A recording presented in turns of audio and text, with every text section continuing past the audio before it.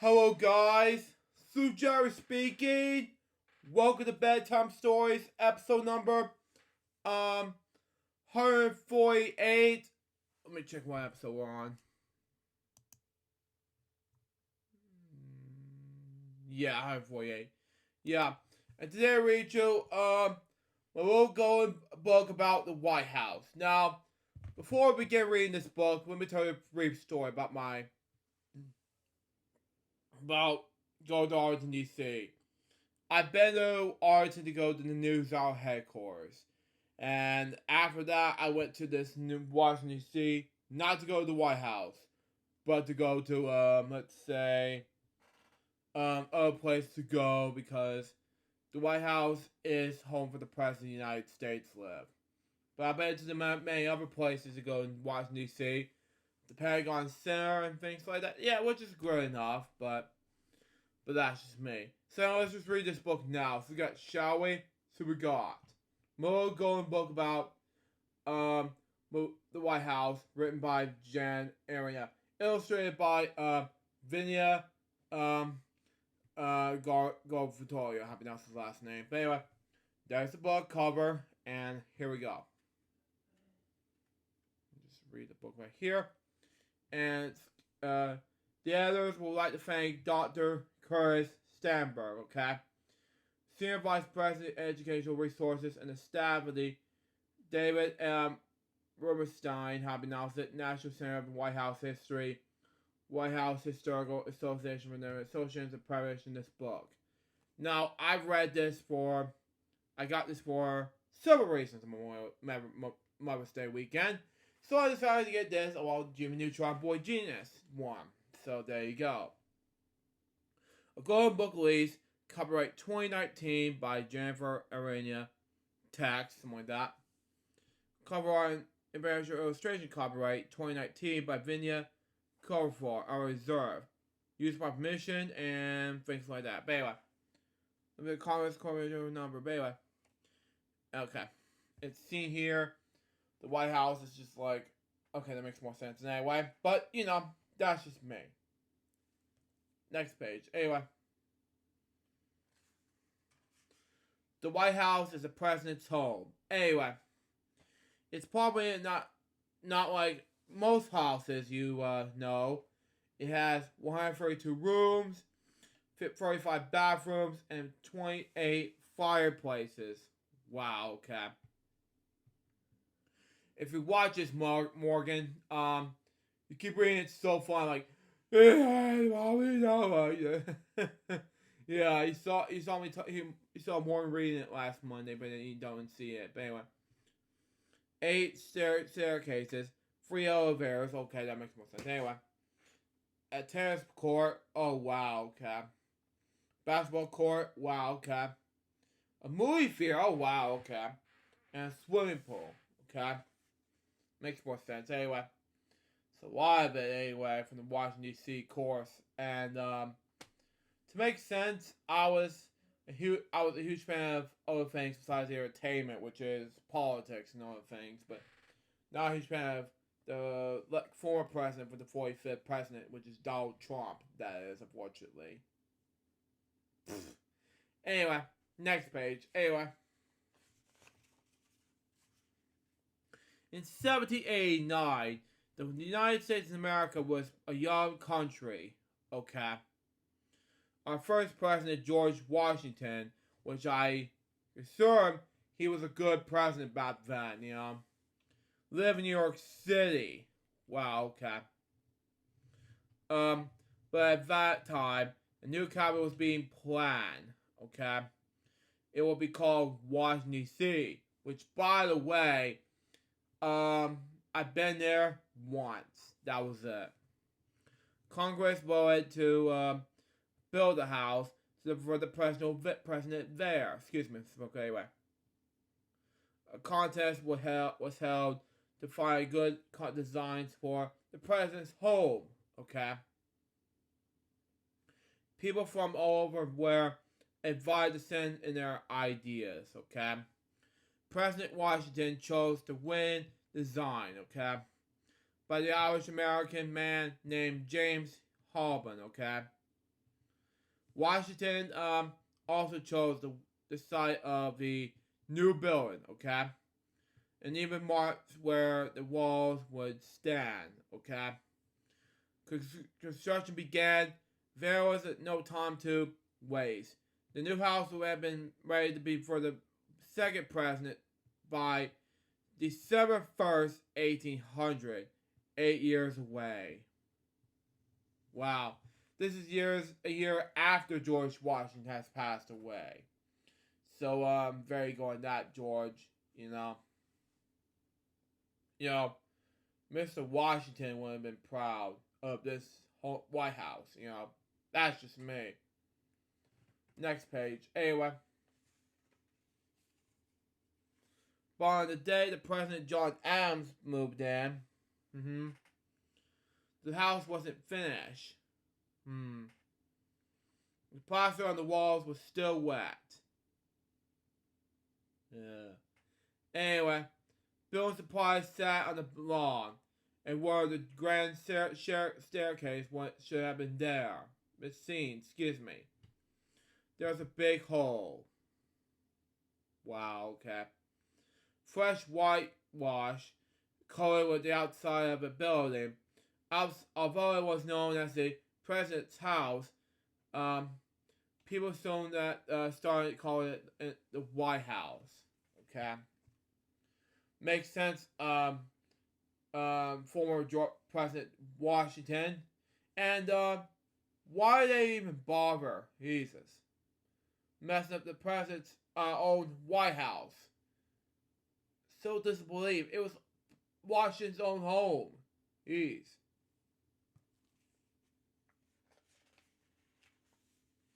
Next page. Anyway, the next president, Thomas Jefferson, my last name is Jefferson, by the way. Anyway, added two low passageways and hide stables, a laundry and storage. Okay.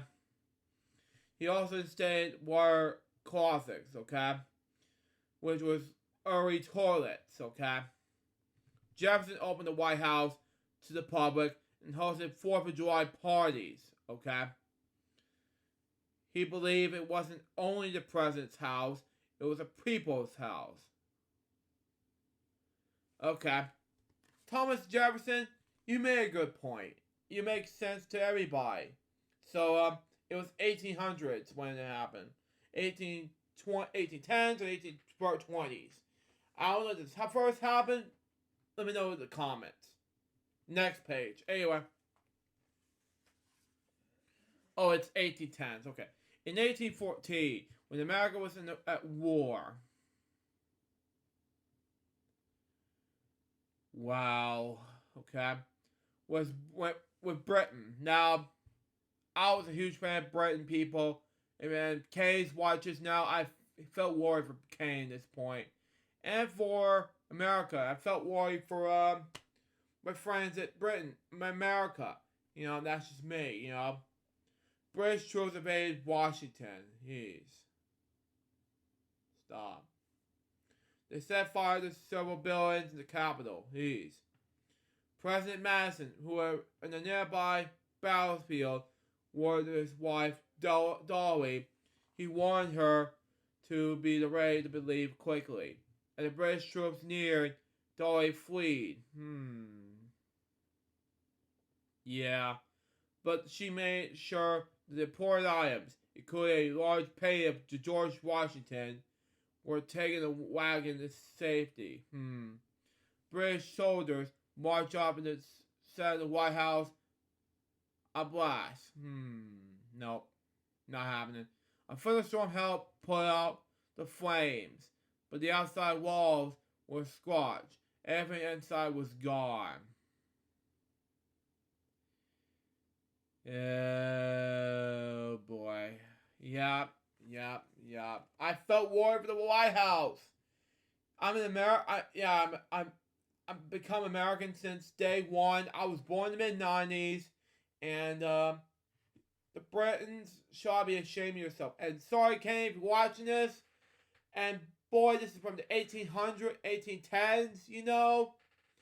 I don't know what to do next. You know, that's just me. Next page. Anyway, when the war ended, President Madison asked James Harlan to rebuild the White House. Exactly. Anyway, 3 years later, the President Murray moved in. Wow. The White House continued to change inside and outside, okay? But the painting Dolly Madison, in order to be saved, still hangs in the East Room today, okay? As Jefferson has done, President Lincoln opened the White House to the public. The honorary folks, as well as leaders and all the sorts. One great, Frederick Douglass, a famous African American warrior, he wanted black people, women, people in some other countries who did not have any rights, black men, who would be treated more fairly. I have to agree with President Lincoln at this point. You gotta do something in this book, seen here, you know. You know, I'm with the Britain, Irish, and of course Scottish, not to mention Australian type of blood in my faith and reality, and I trust these American people. Next page. Anyway, the White House welcomed kids as well. Well, me especially, since I was a little boy. Anyway, back in the 1800s, children in Washington liked to be rolled Easter eggs down Capitol Hill. Wow, okay. But the ground wasn't getting torn up, so a law was passed to stop using the Capitol's lawn. I don't know what happened to kids. I felt worried with these kids at this point, but you know what? Yeah. As I grew older, I went to the Washington, D.C., and I really love Washington, D.C. at this point. I live in Georgia, you know. Where can the children go? Maybe to the White House. In 1878, President Hayes had the gates opened for them. Wow. Since then, the White House has hosted an Easter egg roll nearly every year. Kids use cooking spoons to roll eggs across the south lawn. Afterwards, they given colorful wood eggs as keepsakes. Okay? Now, this is amazing for my childhood. I haven't done this before, you know, but let's just see what happens. Next page. And anyway. Excuse me. Anyway. At times, the White House seemed to be full of kids. Wow, okay. When Theodore Roosevelt, well, at the time I was at college, Mr. Theodore Roosevelt was president back then, and he died at my college back then, you know, was president, okay? His 6 children had fun sliding down the staircase on metal trays and water skate in the basement, okay? The president's family lived in the 2nd floor, okay? When President Roosevelt also worked back then. Wow, okay. Something wrong with my food in my mouth. Anyway. But it was noisy and crowded. So Roosevelt replaced the greenhouse on the west side with offices. Okay? This new area became known as the West Wing, okay? Makes sense in any way. Now, it was noisy for the kids. Oh, I just spit it up for some reason. But anyway. Sorry about that, everyone. But the thing is, folks, this is all about children and all about that. But this is all great for the President Roosevelt. For President of the United States in that time frame, by the way. Next page. Anyway, President Roosevelt's kids has lots of pets, okay? Dogs, horses, and birds. Alice Roosevelt even had a green snake named Emily Spinach, okay? Wow, okay. She took it to parties in her purse. Wow, okay. Many other animals have lived in the White House. First Lady Grace Coage had a pet raccoon. Macaroni the pony was a gift from a Vice President Carl Kennedy, okay? And Laddie Boy, President Howard's Terrier, had his own seat at means, a special hand-carved chair, okay? Now these are animal examples right there, okay? And when you see a dog on the right and a snake in the purse on the left, and you see here, it was an amazing thing to see animals. Next page. Anyway, for a long time, the White House kept cows for milk and grew food for greenhouses. In 2009, and I was only 14 when this happened, First Lady Michelle Obama planted a kitchen garden next to the tennis court. Wow, okay. The vegetables fed not only the president and his family, but also homeless people in the city. Okay. Now these are black people, for example, and of course the children who want to be part of this whole thing, just for our skin. That's just me, of course. Not trying to be racist here, but that's just me. I'm almost done with the book, seeing here, but anyway. Next page. Anyway, the president's office is called the Oval Office, okay? Each president chose the desk, rug, drapes, and paintings for it, okay? President Kennedy, well, for one thing, and many other presidents have used the Roosevelt desk, okay? Made from the timbers, the Roosevelt, a British ship that he wanted to explore the Arctic, okay? The desk is a gift from Queen Victoria, England in 1880, okay? Okay. From the Oval Office, President can look out of the Rose Garden, okay? That's where President Kennedy welcomed the Mercury astronauts and where President Nixon's daughter Patricia got married. Wow. I'm not sure what year this happened, but wow. And the Nixon people, back then when I first heard that the Watergate hearings not say free, and in the 40th anniversary edition, that was when I first graduated from high school. My mom was 12, and that time frame when the Watergate hearings happened, not say free, and this is first appearance of Robin and Jim on PBS. The first appearance of PBS with Robin in it solely is Washington Week in Review. Now, at that time frame, I want to say this, okay? I was a huge fan of Robin and Jim since day one, 2000. And I was inspired by these two gentlemen, Dane Bowe, Bob Shaw with Rain Fox Audio. These five are my inspirations for me to make film and TV shows for me. And over these years, I love these five people. And they were not with me until the day I die, because when Jim passed in 2020, I was in deep shock, that's just me. And here's the last page of the book. Through it all, the White House remains. Oh yeah, I'm in the wrong one. Over time, the tree grows bigger, new flowers are planted, leaves fall, winter comes, one president's term ends, the next one begins. Through it all, the White House remains. Now, to begin with, I was like, oh my god, this is going to be huge for the next president. And when the next president comes in the next 8 years, you gotta have a next president.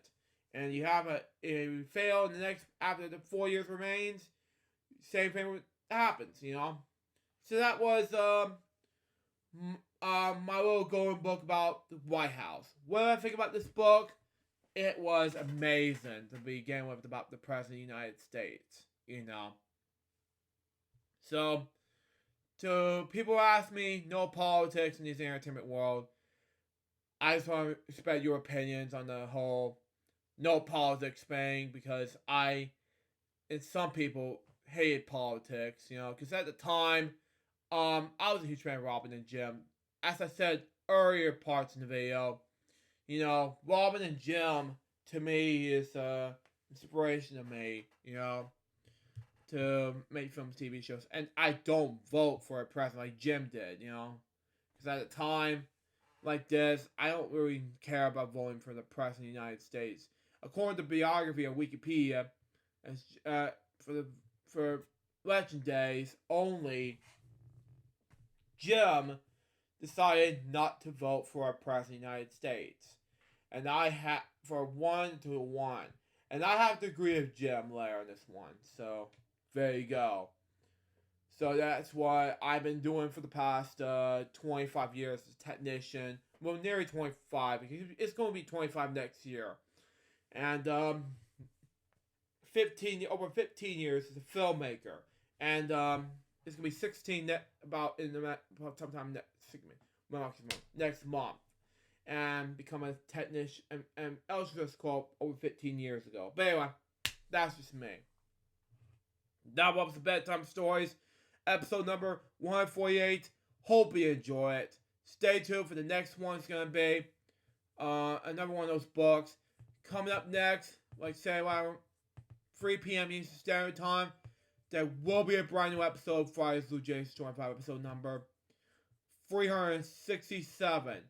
Now, excuse me, I have to get ready to go to bed, and I have to be ready for work tomorrow. Because after this, there will be a kickoff show hosted by Billy Moody on my own 367 episode of FWL series. So be lookout for that and get ready for this. If you watch this video, it's for you, buddy. Till next time, Sue Jones and bye. Peace out, baby. We'll come over this episode. Till then, out. See ya.